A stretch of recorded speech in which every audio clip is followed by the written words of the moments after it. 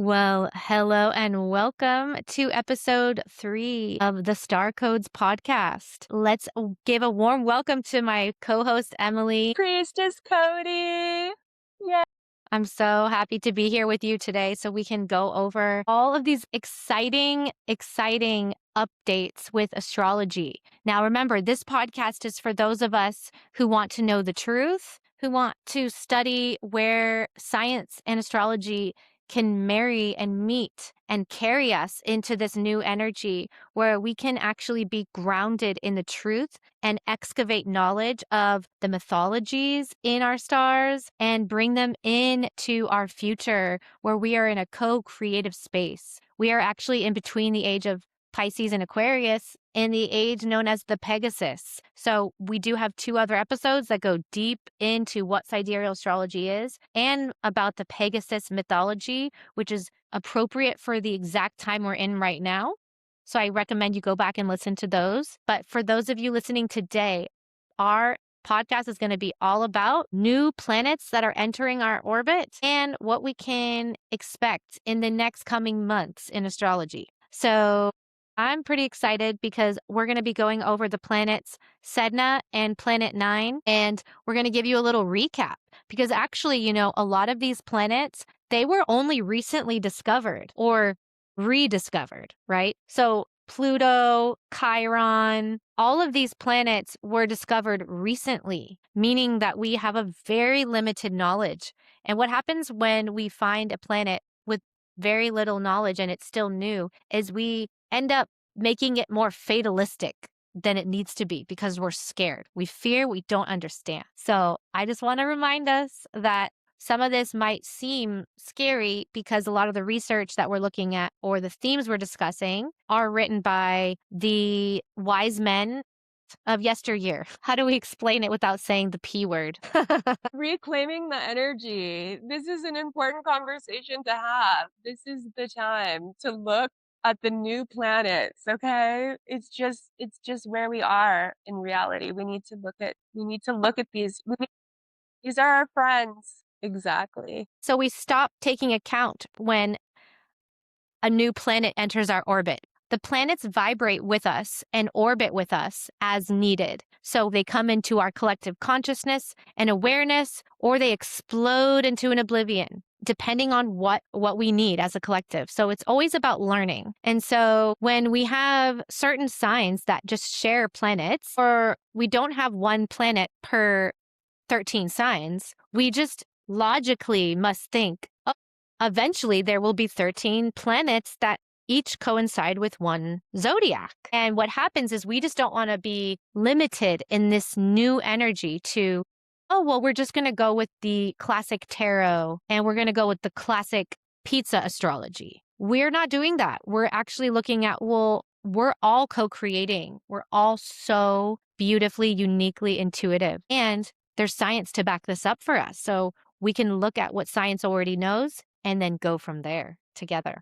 And that being said, when a new planet enters our orbit, we don't want to ignore it just because everybody has become so used to only understanding what is put out for us to digest. So this is a podcast for those of us who want to know the truth and also are interested in learning how this can apply to your plan for your role in the revolution of New Earth and your individual healing path, which looks so uniquely, beautifully individual. And that's why it's so important right now for us to receive these individual star medicine and work with these energies coming in. For example, Sedna, Vulcan, and Planet 9 will be what we're going over.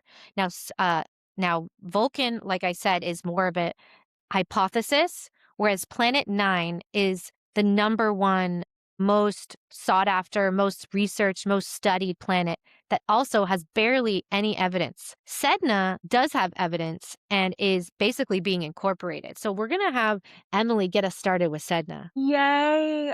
Sedna, I love her so much. She's so amazing. She's way, way out past Pluto and even Eris, and she is red. Her core, they believe, is silica, so it's like pure crystal. and she's just very, very icy. And they still don't fully understand how she ended up so far out. And initially, they thought maybe she was one of Neptune's moons, but then later they thought, well, maybe she's being pulled out by another body or possibly a star that came in close to our own galaxy. Sedna was discovered around 2000 and 2001, I believe. And I'm going to share the myth of Sedna. There's a really powerful conjunction coming up on May 24th with Sedna Uranus and in the constellation of Taurus with a star called Nitori, which means 13. So again, we're going back to the divine feminine. Taurus in the plains tribes of North America considered Taurus to be the white buffalo. So there's a lot of beautiful feminine prophecy there. But the story with Sedna is that Sedna is an Inuit goddess. And originally she was a human girl and she lived with her family and she loved her family so much. And her father created the most lovely home and her mother created the most lovely home. And she had warm fur and her father was this amazing hunter and she just loved her home. And so all of these young men would come and they would try to, to convince Sedna to marry them. But she was like, I don't want to go. I just love my home so much. I don't want to leave. And one day a mysterious man came and he looked different than all the other men and he behaved differently. And he came with these luxurious furs and these delicious rare meats. And he said, Sedna, will you marry me? And I have my own island. Come to my island and marry me. And Sedna said, okay, okay, and her family was so happy because she was refusing to leave the home. So she marries the man and he takes her out to the island. And when he marries her, when she gets to the island, he transforms into a bird man and he's very scary now. And around the whole world, there's mythology of the bird men or the bird people, but this character is, sort of a nefarious, dark character. He's like a fallen angel, and he was very mean to Sedna on the island. He brought her fish guts and he didn't give her any furs and she was freezing cold and she was miserable and she was trapped on the island and she couldn't get home. And one day her father's out and he's fishing and he's hunting and he says, well, I'm going to go visit Sedna. So he goes way out. He paddles way, way out on his canoe and he gets to the island and he sees poor Sedna and she's so miserable. She's like hysterically crying and she begs her father to take her home and the father agrees. He's so devastated to see his daughter so sad. And so Sedna gets into the canoe and they're headed back home and Sedna is so happy. And the birdman discovers that Sedna had escaped the island. So he goes after them and he flaps his giant wings and all the other birds join in and they're flapping their giant wings and it creates this massive storm. And this storm is raging and raging and the waves are crashing and his canoe is beginning to sink because the water is filling in. And the birdman says, you must give me my wife back. And the father says, I'm so sorry, Sedna. You have to go. You have to go back with him. And so he throws Sedna over so that the birdman can catch Sedna and take her back to the island. And Sedna holds on with all of her might and all of her forces. The waves are taking her into the sea and the birdman is pulling at her and she's holding on and the father takes a knife and he slices her fingers so she can't hold onto the canoe. And Sedna has a choice at this point. She can either let the birdman take her off back to the island or she can choose to become enveloped by the sea. And Sedna chooses to become enveloped by the sea and she sinks down to the bottom of the sea in the utmost despair, in the utmost betrayal of love, betrayal of her family, being tricked by this like narcissist fallen angel bird person. But she chooses not to go back to the birdman. She sinks to the bottom of the sea. And over time, even though she's in sorrow, she rebuilds her life and she becomes this beautiful mermaid goddess. And her fingers that her father had cut off become the sea animals. And she creates a whole new life, a beautiful life under the sea. And she becomes the goddess and the mother of the sea creatures. And she's living down there and she creates this new life, even though she was betrayed, even though she experienced the greatest tragedy and trauma. She created something magnificent from it. She created a whole new world. And time goes by and it's hundreds of years, but Sedna doesn't even realize it's hundreds of years. And she misses her family. Even though her father had betrayed her and abandoned her, she wanted to see her family. So she swims to the shore and she looks out, but the faces are sort of familiar, but hundreds of years had gone by. And it was her family was no longer there, although her ancestors were there. And some children saw her out in the sea, and they said, "Who is this woman in the sea?" And they brought her offerings and they brought her things. And Sedna was so grateful.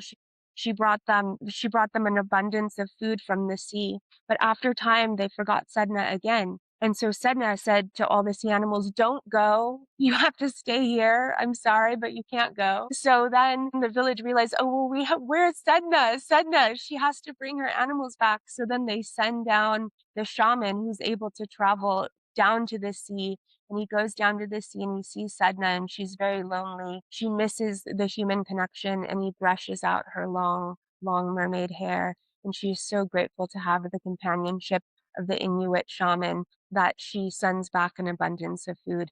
And so this relationship has gone on for centuries, and it's an ancient, ancient story that has been shared through the oral tradition. And I'm going to stop there so that you can share, but I wanted to just say, Sedna represents the ability to transform after tragedy, trauma, or abandonment. It's the ability to heal oneself. It's the ability to take the things that have possibly maybe hurt us the most in life, and then to use that as the fuel or the fertilizer to create something that is just so much more beautiful. And it's a really powerful story of a woman surviving abuse and abandonment and then turning herself and transforming herself into a goddess. So Sedna energy is just such a powerful energy right now. After all, everything that women have gone through for 10,000 years, to then bring in Sedna and discover Sedna is this planet that has a 11,500 year orbit around our sun. Her year is 11,500 years. And then also her day is 28 days. So she's very much connected to the feminine cycle. Yeah, I love this. I mean, it's definitely like a very tragic story and it represents a lot of different things that are potentially triggering, right? But this is all so that we can understand collectively the story and then shift it if and when the energy has been addressed, the lessons learned. So it's representing so many things that we can probably all relate to, right? Exactly, and then there's this really powerful conjunction on May 24th with Uranus and Sedna lining up with Notori in Taurus or the White Buffalo, and so this is a moment for us to have, like, radical healing from past trauma, radical healing from abandonment. We all have experienced abandonment in one form or another, whether it was a parent, a lover, a partner, even a job.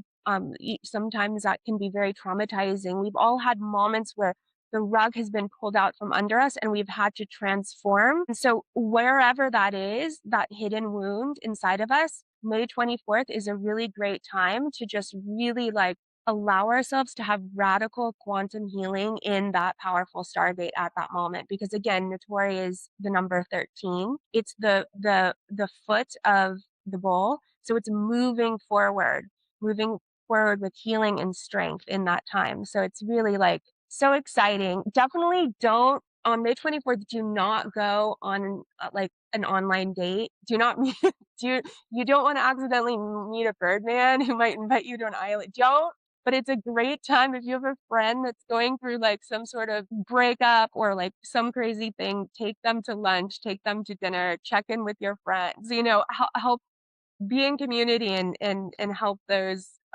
that might need a little extra support in this moment. Yes, and this is why these stories are so important because we can look at them, understand them, and the only way I can see it is if I meet somebody very rarely that says, "Oh, they're not into astrology." It's really about being interested in self-reflection. Astrology isn't is really interesting today because people are talking so much about things that may not be important to you. And so it's important for everyone listening to take what resonates and research the things that inspire you. And so for us, we think that certain gravitational planets that are in our orbit that has all the scientific community excited and very rare astrologers excited, we figure we want to address this, especially if it's affecting us in some way that we might not know. One of the other things that kind of goes along with Sedna to me is the planet that represents ether. Now, people have been speculating that these different planets are going to actually be ruling over signs. A lot of the 1970s and 80s astrologers, like Linda Goodman, mentioned talking about Vulcan, this planet that has not been proven, along with Planet 9. Now, Sedna has been discovered. So, why this isn't involved in astrology yet is actually our fault. It's the astrology community's fault. We've been given this planet. We're not including it. My software includes Sedna. Okay. So going forward, Vulcan as well as Planet 9, they're not discovered yet, but they're very much the talk and the height of importance within the astronomical communities. So Vulcan represents ether. I believe that Vulcan is going to be potentially connected to Ophiuchus because Ophiuchus is represented by ether as well, and so Vulcan's whole energy and lore is about the metal element. He was a metalsmith that caught his wife cheating on him, who ended up deciding to pay everyone back by putting them in a golden net for everyone to see on display. This mythology reminds me of how people can try to get over things by working hard or getting gold or replacing a material item, or even just the way that they would display their own success as a way of getting over something. These are all modern day issues that, again, these stories don't just end there. These are just getting started. We're going to excavate them until we can see a higher timeline for that story. So these are what we're told. And then together we can go over how we're going to heal this story, basically, right? So the fact that basically we want to shape and metalsmith our lives, we want to use alchemy.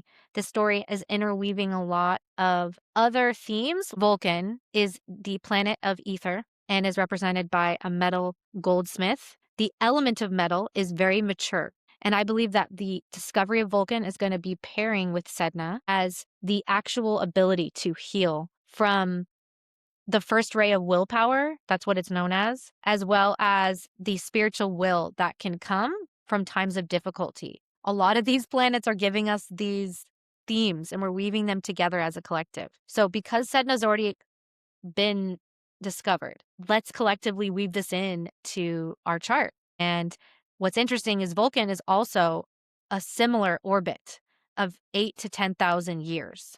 So we go in to a lot of energy here. And what's interesting is the Vulcan is the energy of rejection as well, but it's all about how we handle rejection, because his rejection was that he was rejected by literally everything. And by the time he was back, he ended up getting rejected by his wife again. So there's a lot of rejection energy here that happens in a human life, that happens in this story, that needs refining and fine tuning. Does that make sense, Emily? Well, it makes perfect sense. And one thing that I also wanted to point to is that in Greenland, the population is 89% Inuit. And this is one of the areas that they are trying to start mining rare earth elements and gold. And they want to build these crazy data centers because it's so cold. And there's a huge amount of energy that they can harvest. And so this little community, I mean, this is like these, this community has been there for thousands of years living here. I mean, it's 89% Inuit in Greenland. And this is like, I mean, we all know the political drama that they're trying to come in and essentially just take over the land and harvest all of the minerals, the rare earth minerals, building these crazy pit mines, like building these massive data centers, and literally just stealing the land from the native people that have lived there forever, right? So I definitely think there's a connection if you look at the gold also, where it's like with Vulcan, it's like, this is a really big theme because going back to Pluto and Capricorn, they're building the infrastructure now in order to create these like massive data centers and all of these new infrastructure, this new control grid or whatever you want to call it, but they need to have the raw materials in order to do that. And there's only one place in the whole world where like 98% of all of this stuff comes from right now. So they're looking for other places to start mining for the gold. Part of the reason that the value of gold has gone up to like $5,000 isn't just because like everyone's like, oh, I need to have gold or I need to invest in gold. It's because gold is one of the main components needed for this technology, for AI, for like all of these things. So there's definitely a connection there, I believe, between like Pluto and Capricorn and the gold and Vulcan and Sedna and like remembering that we have to protect Mother Nature, going back to the story. If we don't protect Mother Nature, then Mother Nature is not going to provide the necessities, like the essentials like food and water, right? So Sedna is like, well, you guys are ignoring me, so I'm not gonna, bring food. So I think that yeah, it's really, really, it seems to be like where we're observing and what we're observing, the messages that we're getting have a direct correlation to actually like what's happening in the real world in this moment. And the reason that we're observing it is so that then we can make change and we can remember that we hold an important place in stewards of the earth and the land. Absolutely. I think that we're just getting started with these stories. So if you guys listening are confused, because this is the first time you're hearing about it, I just want to let you know that we'll be going over these ideas and concepts more and more. For example, it looks like Sedna and Vulcan are sort of like this brother and sister combination where Vulcan, his story is that Juno was his mother and she was disgusted by him and threw him down into the ocean, where he again had to do almost the same thing Sedna had to do, okay? He had to build himself back up from a crystal cave in the ocean. And finally, they asked him to come back. And when he finally got back, his wife cheats on him with Mars. So then he builds a golden net displaying them for everyone. It's almost like he made jewelry out of their energy, right? So it's like just thinking about gold and these themes of ether. And, so many of us are like, wait, the Fifth Element, oh my gosh, that already came out. That was a movie, right? So there's a movie for every single one of these constellations, but the more fun movie is the one that you can create in your mind with your own creativity because you're actually expressing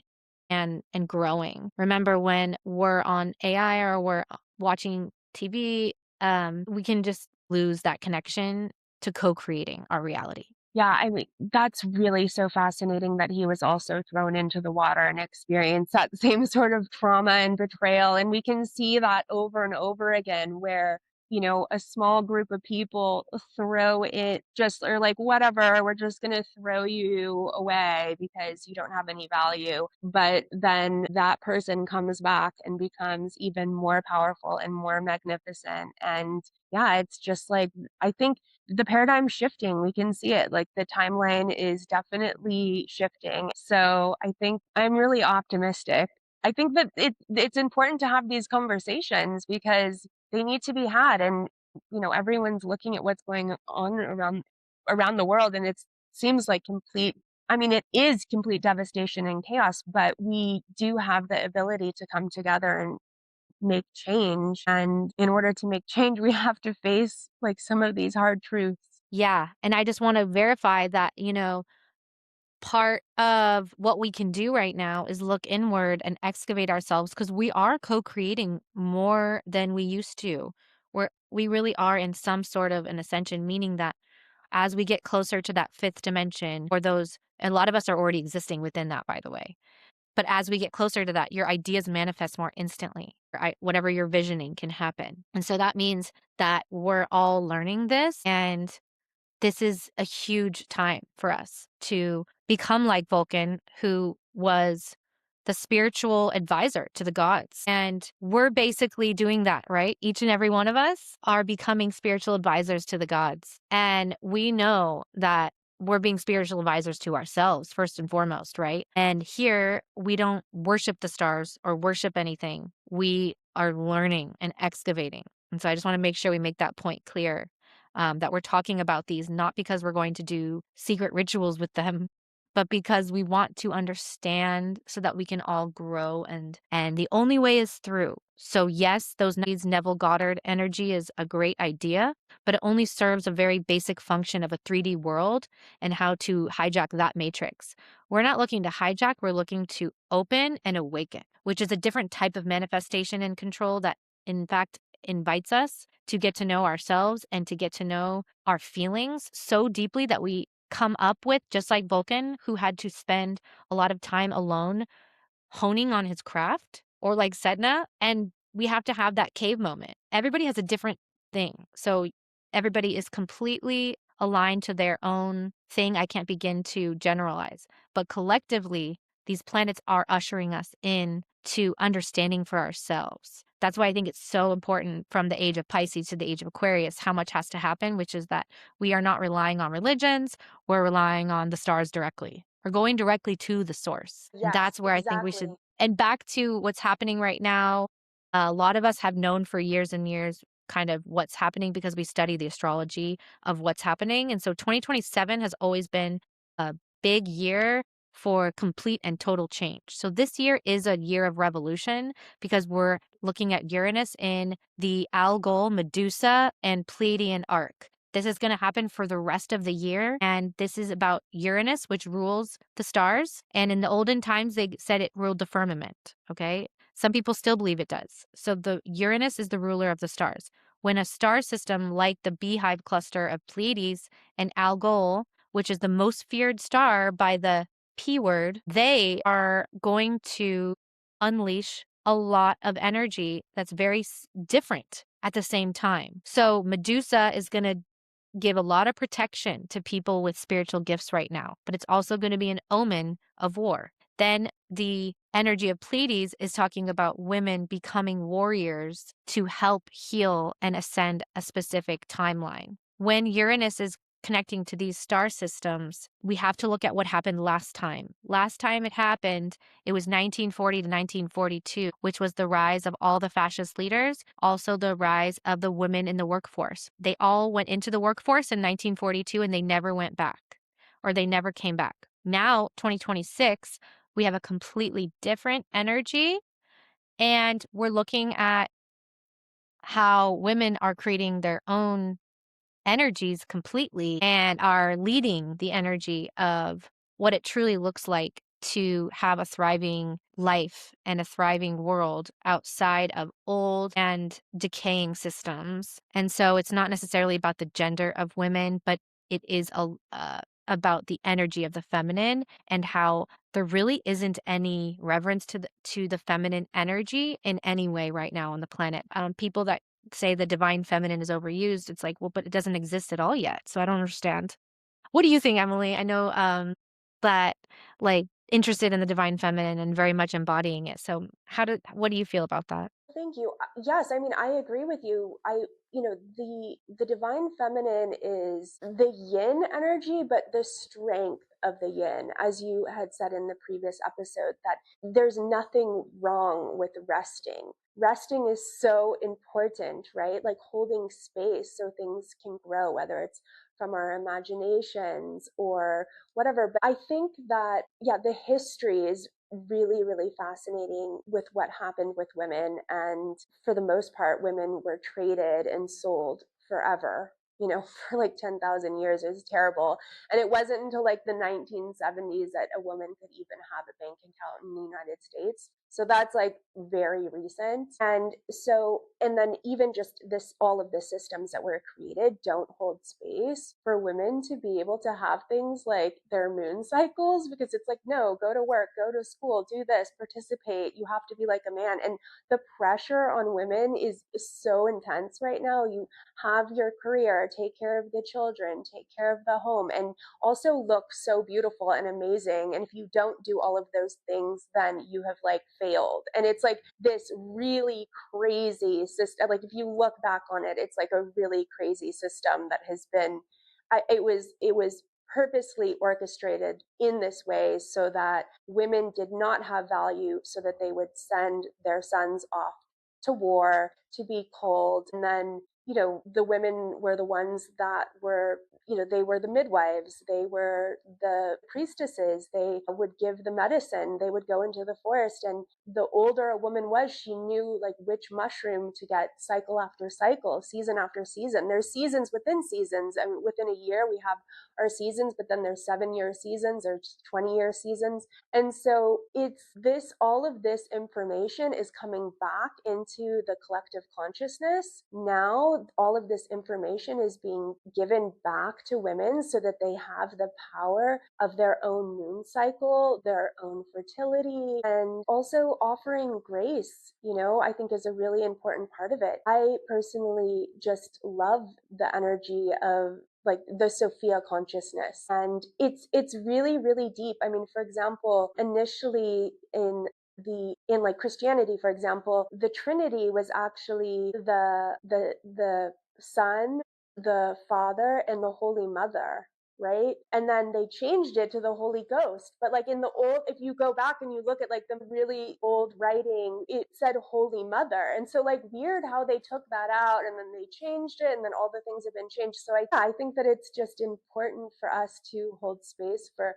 the yin energy. I mean, we're seeing a lot of water energy. I mean, we're talking about Sedna, water, Vulcan, water, and so I think it's just about bringing the masculine and the feminine into balance, into like a divine union. So it's just a way of, expressing the beauty of nature, and yeah, just the balance of things.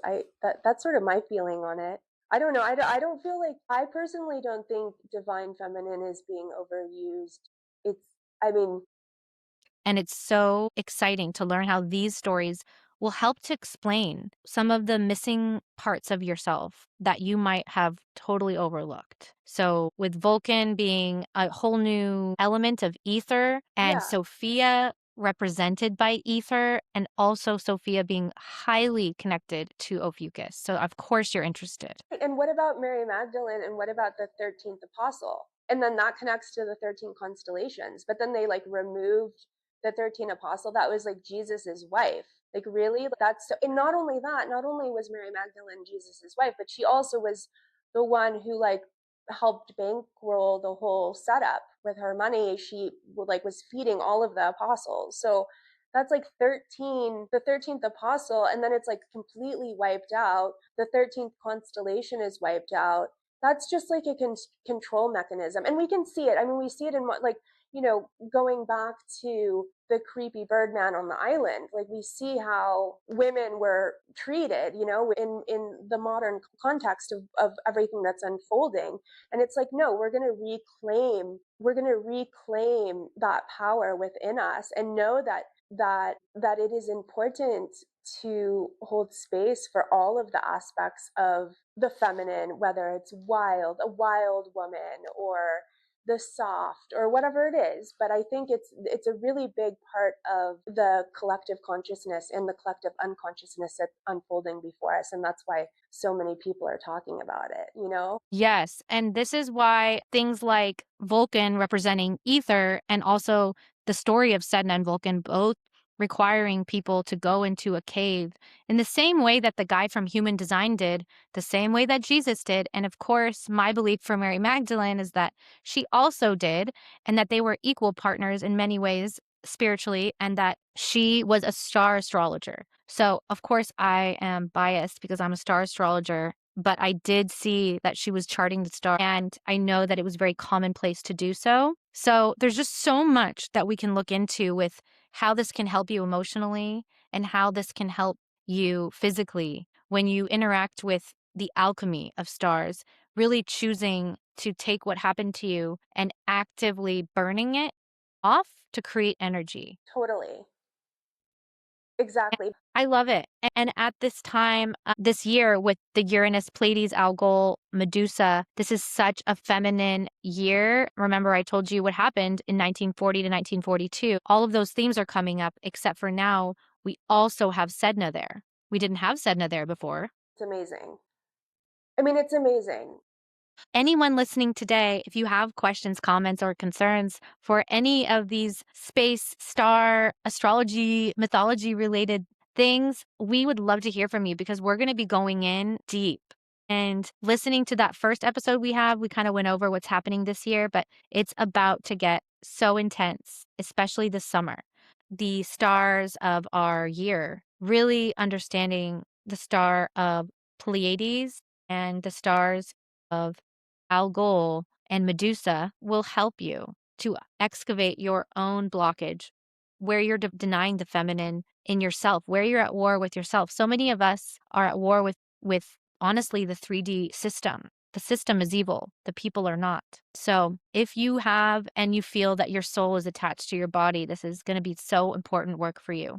So thank you so much for being on this journey with us today. We're going to be back very soon with more. And in the meantime, we'd love to hear from you. So go ahead and check out thestarcodes.com or find me on all social media platforms as Cody Channel. And thank you so much. Have the best week ever. And we'll be looking forward to talking with you all soon. And thank you, Emily. Thank you so much. Just remember that you are the temple. And so adorn yourself with starlight, adorn yourself with the stars, go outside, look at the stars, just connect to the earth, walk barefoot, look at the trees. All, in the northern hemisphere, we have our little buds coming up out of the trees and the plants. And it's just such a pleasure to be alive. And I'm just love you, Cody. So grateful to be on this Love journey you with too. you. You're the best. You're amazing and just best, most incredible priestess. You're the best. And I'm so excited to be here. So we'll all see you soon. Bye. Bye. See you soon.